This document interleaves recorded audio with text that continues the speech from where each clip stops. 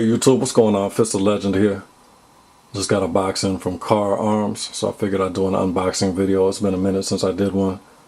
Any of you who've been following my channel have known from my last couple videos that I've been a big fan of the Kahr PM9. I just picked one of those up. It's been about a month and a half, and I've really been putting in some work with it, just, really trying to get comfortable with it. And the more and more I shoot it, the more and more I love the Kahr PM9. It's really a great little piece. So without further ado, let me open this up and see what I got, and then I'll talk about it a little bit. I'm going to try to keep this video kind of short. While I'm opening this, I wanted to give a big shout out to my subscribers.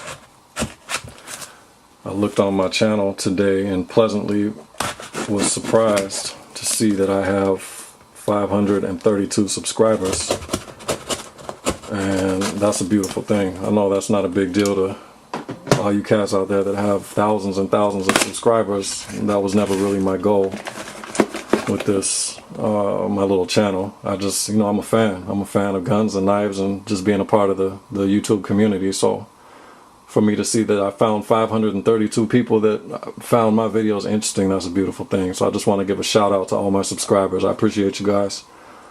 And we'll just keep this ball rolling. Alright, so what do we have? Let me just try to be incognito real quick. Okay, that's nothing. We got that. We got that. We got that. Let me just move this box out of the way. Yeah, that's all we got. Okay, so got a little pile of goodies here. I guess we'll start with Crossbreed Mini Tuck.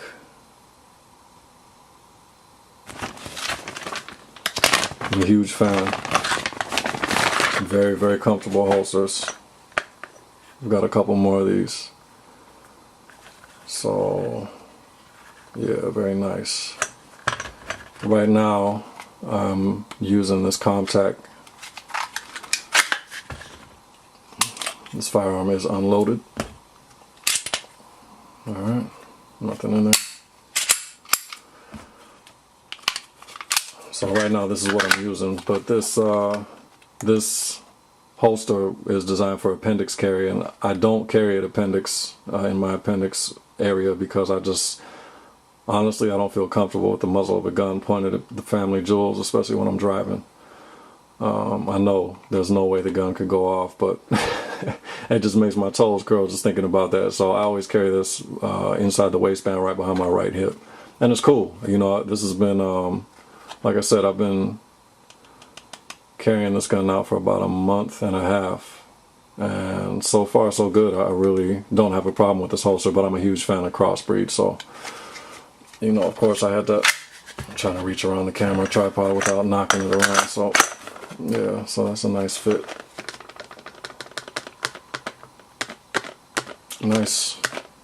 Nice retention. There we go. So a violent shake gets it out. Yeah, that was nice. Cool. So that makes me happy right there. Then I got a couple more of the 7-round magazines with the extension on it. Now, any of you who checked out my last Kahr video with the Kahr PM9, I talked about issues I was having with this magazine. This is the factory 7-rounder that came with it. And I put a mark on this one because this magazine has been giving me trouble ever since I got it. I've been really putting in a lot of time with this firearm to really get comfortable and really kind of make it second nature. It's much smaller than any of the other firearms that I have carried concealed. So I've really been trying to put in some time with it in a lot of different scenarios. I'll talk about that in a second. But to finish my thought on this magazine, really from day one, I've been having failure to feeds with it, and I talked about it in more detail in the other Kahr video, so you can go back and reference that. But basically, the follower goes at an angle so that the point of the bullet, obviously the tip of the bullet points down and gets caught up. Let me see. I don't know if you'll be able to see it. Okay, so if you look down in there and you see the feed ramp, right? And you'll see, if I can get the light right, you'll see where the feed ramp ends and the polymer of the front strap, the inside of the front strap picks up. So right down there. And the tip of the cartridge, I don't even know if I'm using the right terminology. The cartridge, the bullet, the actual bullet itself, the tip of the bullet gets caught right down in that seam, right where the beginning of the feed ramp starts. That little line you see down there, and it points down. So the bullet, the tip of the bullet is caught up like that, and it jams bad enough that a really forceful tap and a rack doesn't do anything, and in fact it jams open like that. So it won't be all the way like that, it won't be locked back, but it'll be jammed open. So I give it a really violent, really forceful tap, and then I'll try to dislodge it by racking the slide, and nothing will happen. It just stays jammed. So I have to actually dump the mag and then reinsert it again. So that's been happening non-stop, only with this magazine. So obviously that's a no-go.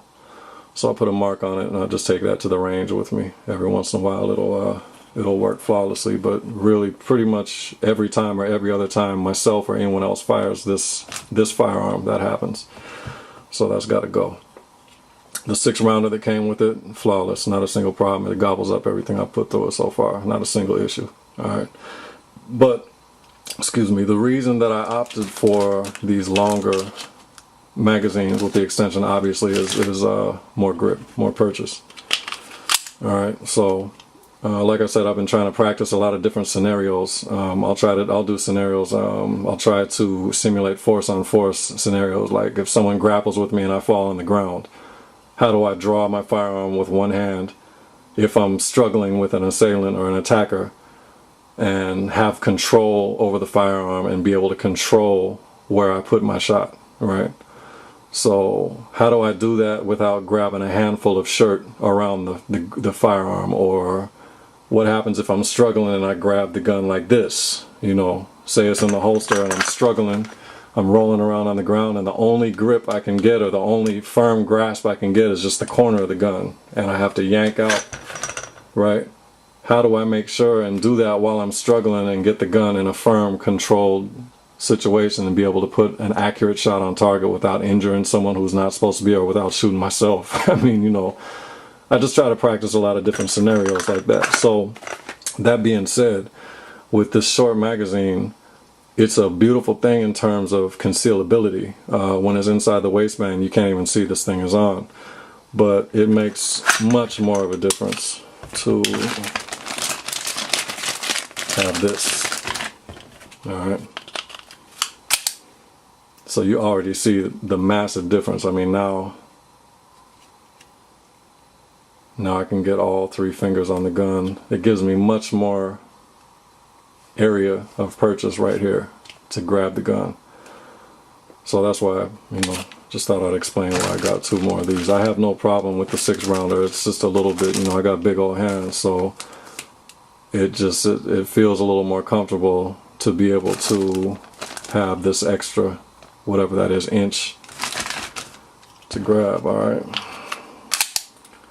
so man, I feel like I just rambled a lot. Let me keep on rolling.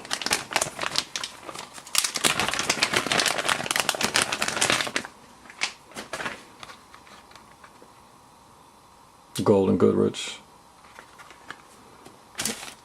mag pouch.